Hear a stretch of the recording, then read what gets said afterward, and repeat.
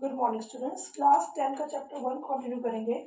Class 10 chapter 1 science.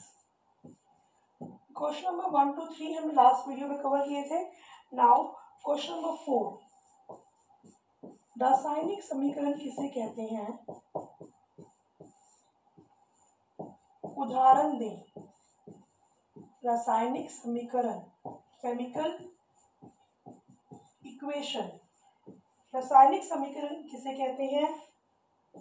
उदाहरण दें। उदाहरण दें। आंसर, किसी रासायनिक अभिक्रिया में, किसी रासायनिक अभिक्रिया में अभिकारकों और उत्पादों को, अभिकारकों व उत्पादों को प्रतीकों व सूत्रों की सहायता से व्यक्त करना। मीन्स की सिंबल और फॉर्मूलेस को प्रतीक मतलब होता है सिंबल, प्रतीकों और सूत्रों, सूत्र मतलब होता है फॉर्मूला, प्रतीकों और सूत्रों की सहायता से व्यक्त करना। प्रतीकों और सूत्रों की सहायता से व्यक्त करना रासायनिक समीकरण कहलाता है। व्यक्त करना रासायनिक समीकरण कहलाता है। रासायनिक समीकरण कहलाता है। जैसे अभिक्रिया होती है, मैग्नीशियम का वायु में जलना ले लेते हैं हम सिंपल, ठीक है। इसका एग्जाम्पल क्या हो जाएगा? उदाहरण, मैग्नीशियम का वायु में जलना। जब कोई मैग्नीशियम वायु में जलती है, मैग्नीशियम धातु है, तो क्या बनाती है? मैग्नीशियम ऑक्साइड बनाती है।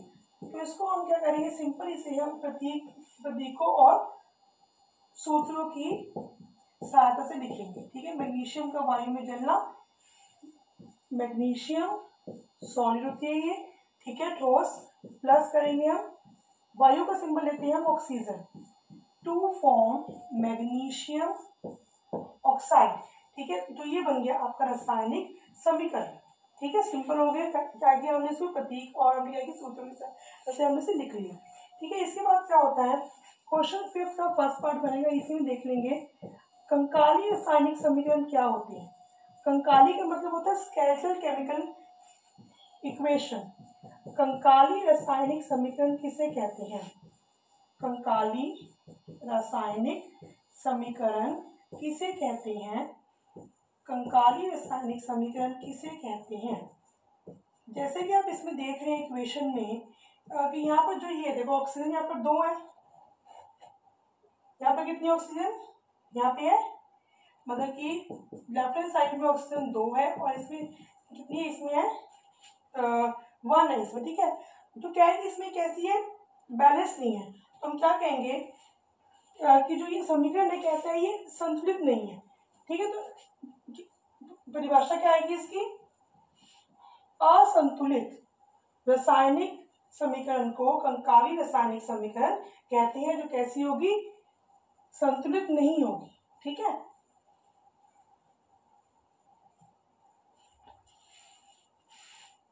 दोबारा देखते हैं इसको। क्वेश्चन 5, कंकाली रासायनिक समीकरण किसे कहते हैं, और उसके बाद आ जाएगा संतुलित जो समीकरण जो है वो किसे कहते हैं।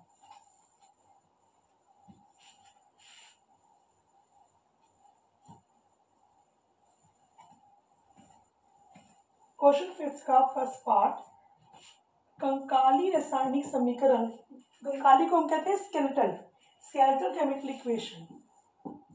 कंकाली रासायनिक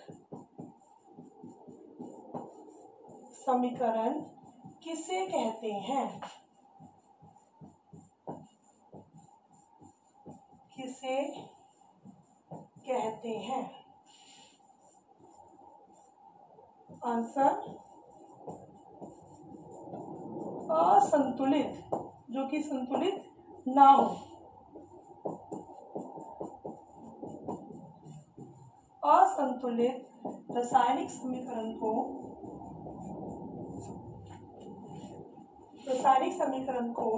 कंकाली रासायनिक समीकरण कहते हैं।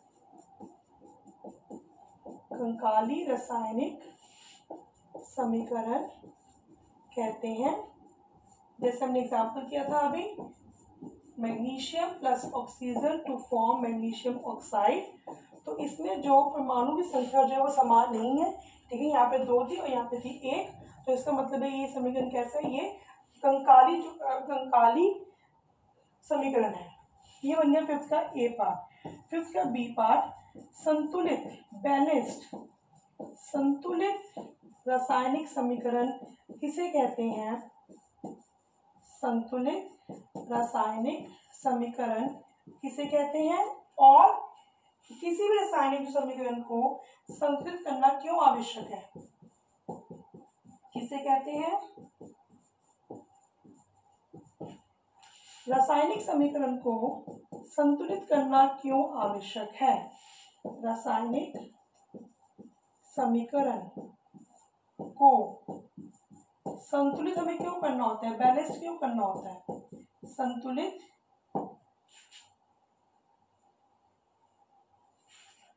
करना क्यों आवश्यक है? संतुलित जो समीकरण होता है उसी बारे क्या आ जाएगी परिभाषा?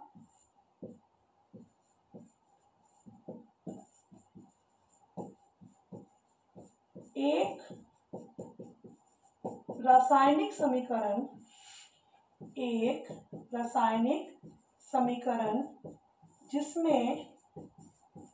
जिसमें प्रत्येक तत्व के परमाणु की संख्या, जिसमें प्रत्येक तत्व के जितने भी तत्व हो उसमें, जिसमें प्रत्येक तत्व के परमाणुओं की संख्या, जिसमें प्रत्येक तत्व के परमाणु की संख्या, परमाणुओं की संख्या अभिकारक और उत्पाद की ओर समान हो। मतलब कि जितने आपके क्या है परमाणु की संख्या जो है जितनी आपकी बाई तरफ है, ठीक है, तो उतनी क्या हो जाए दाई तरफ हो जाए। तब वो समीकरण कैसा होता है? तब वो होता है संतुलित रासायनिक समीकरण। कैसे हम आगे देखेंगे अभी, ठीक है। उत्पाद की ओर समान हो, समान होती है। संतुलित रासायनिक समीकरण कहलाते हैं। संतुलित रासायनिक समीकरण कहलाते हैं।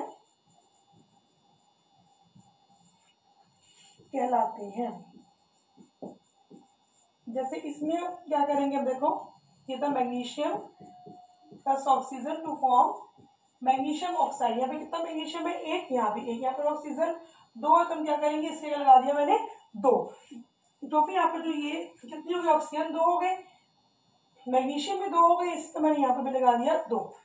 तब ये जो आपका समीकरण है कैसा होगा? संतुलित समीकरण होगा, ठीक है।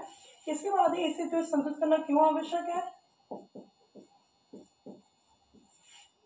रासायनिक समीकरण को संतुलित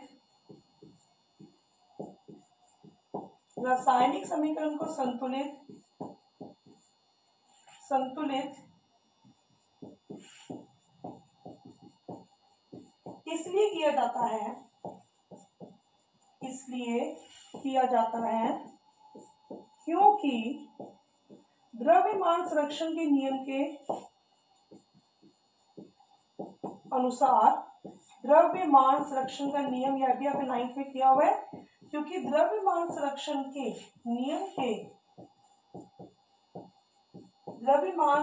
के नियम के अनुसार परमाणुओं को ना तो उत्पन्न किया जा सकता है और ना ही उसका विनाश किया जा सकता है। परमाणु को ना तो उत्पन्न किया जा सकता है, उत्पन्न किया जा सकता है, और ना ही उसका किया जा सकता है, और ना ही नष्ट किया जा सकता है,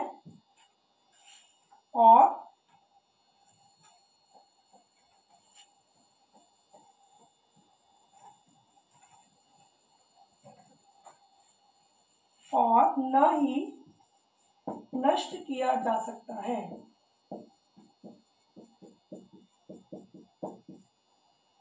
नष्ट किया जा सकता है। अतः दोनों तरफ द्रव्यमान समान होना चाहिए, अर्थात दोनों तरफ द्रव्यमान समान होना चाहिए, समान होना चाहिए। दोनों तरफ के परमाणु की संख्या समान होने पर ही यह संभव होगा। दोनों तरफ के परमाणु की संख्या समान होने पर ही यह संभव हो सकता है। परमाणु की संख्या समान होने पर ही यह संभव हो सकता है। ठीक है जी, ये आ गया इसका आंसर। Question number 5 complete. ठीक है, कंकाली समीकरण क्या होते हैं, फिर आप आगे के संतुलित समीकरण क्या होते हैं, और संतुलित करना क्यों आवश्यक है, ठीक है, हमें क्यों करना चाहिए संतुलित। क्वेश्चन नंबर 6, किसी रासायनिक समीकरण को सूचनाप्रद कैसे बना सकते हैं। किसी रासायनिक समीकरण को, क्वेश्चन 6 लिखेंगे, किसी रासायनिक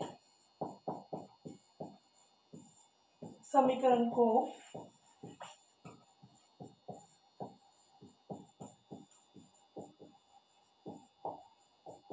अधिक सूचनाप्रद कैसे बनाया जा सकता है। मीन्स कि उसके बारे में ज़्यादा से ज़्यादा हम जो है कोई भी इंफॉर्मेशन जो है वो कैसे ले सकते हैं, कैसे बनाया जा सकता है।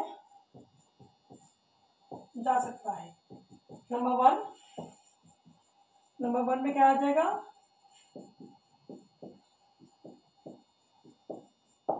अभिकारकों व उत्पादों की भौतिक अवस्था के बारे में लिखकर, उत्पादों की भौतिक अवस्था बताकर, भौतिक अवस्थाएं निर्देशित करके लिख लो, भौतिक अवस्थाएं निर्देशित करके। जैसे ठोस के लिए हम क्या लिखते हैं ब्रैकेट में, ठोस की लिख देंगे, ठोस के लिए सॉलिड, द्रव के लिए लिक्विड, ठीक है, स्मॉल लिख देंगे एल, गैस के लिए जी, गैसों के लिए जी। और सपोज कोई जलीय विलयन है, मीन्स कि जल में किसी को हमने किया घोल है, जलीय विलयन के लिखते हैं हम, जलीय विलयन के लिए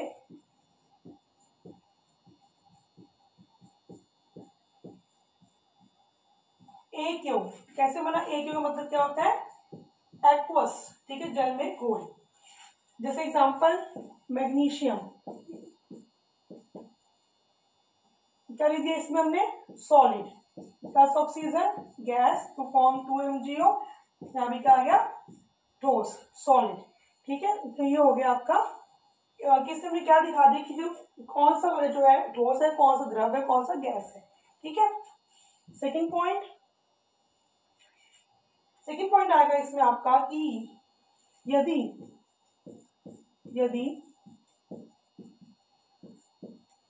अवशेष बनता है, तो यौगिक के सूत्र के साथ चिन्ह कैसा आता है, तो यौगिक के सूत्र के साथ ये वाला चिन्ह लगा, ठीक है, नीचे में शो कर दिया एरो।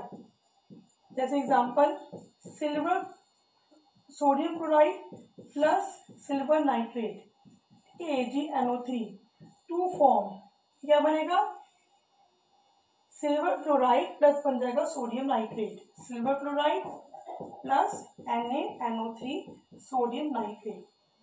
ये कैसा होगा, जलीय घोल होगा, ये भी जलीय घोल होगा, ये बनेगा सॉलिड और ये बनेगा एक्वस। तो इसको हम शो कैसे करेंगे,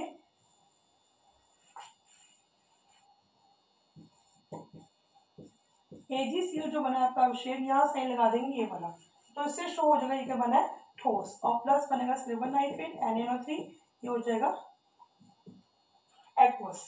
ठीक है, थर्ड पॉइंट क्या आएगा, यदि गैस बाहर निकलती है तो उसका सिंबल क्या होता है,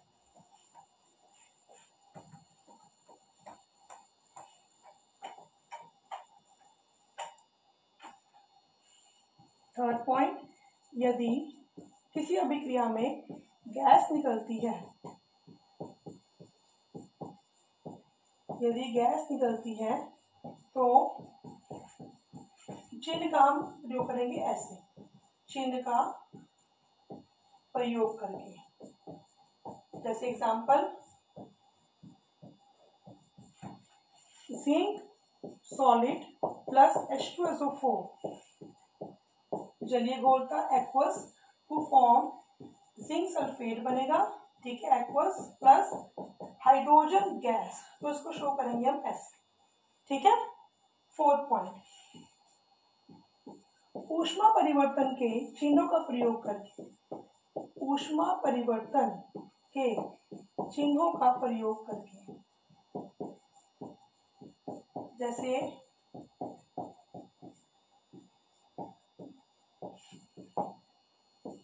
carbon plus oxygen to form carbon dioxide, तो इसमें क्या लिखेंगे, इसमें लिखेंगे कि जो ऊष्मा क्या हो रही है, बाहर निकल रही है ऊष्मा, तो ये अभिक्रिया कैसे होगी, ऊष्मा क्षेपी अभिक्रिया हो जाएगी, क्योंकि इसमें जो है क्या हो रही है, किसमें ऊष्मा जो है वो क्या हो रही है, बाहर निकल रही है, तो ये अभिक्रिया हो जाएगी ऊष्मा क्षेपी अभिक्रिया, प्लस ऊष्मा करेंगे तो। दूसरा एग्जांपल है nitrogen gas plus oxygen gas to form nitric oxide, ये भी गैस है, ठीक है। अब यहाँ पर लगा देंगे 2, यहाँ आ जाएगा माइनस ऊष्मा, माइनस का मतलब क्या है कि अभिक्रिया कैसी होती है, ऊष्मा शोषी अभिक्रिया होती है। ठीक है, तो ये 4 हमारे पास आ गए इसके कि कैसे हमें जो है चिन्हों का पता चलता है। ठीक है, क्वेश्चन नंबर 7, क्वेश्चन 7, रासायनिक अभिक्रियाएं समीकरणों की 2 सीमाएं लिखें, इसकी सीमाएं कौन कौन सी है, रासायनिक समीकरणों की 2 सीमाएं लिखें, इसके ड्रॉबैक्स कौन कौन से हैं, 2 सीमाएं लिखिए। नंबर 1, रासायनिक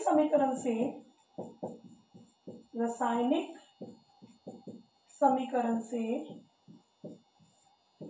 यह नहीं पता चलता, यह पता नहीं चलता कि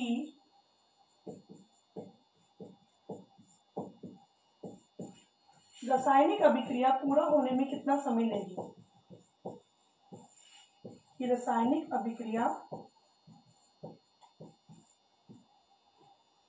पूरा होने में कितने समय में, मतलब ये पूरी होगी, पूरा होने में कितना समय लेगी, ठीक है, 2 घंटे 4 घंटे 10 मिनट, पूरा होने में कितना समय लेगी। और दूसरा क्या है, कितना समय लेगी,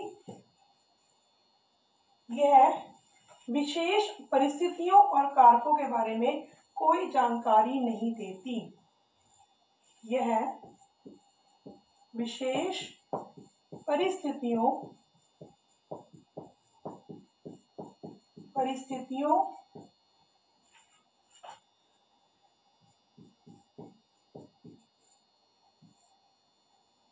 परिस्थितियों और कारकों के बारे में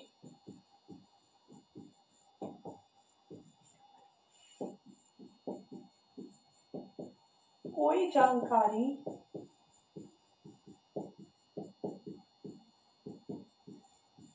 नहीं देती। राइट, सो आपके क्वेश्चन नंबर 4 to 7 आज आपके कंप्लीट हो गए। Thank you.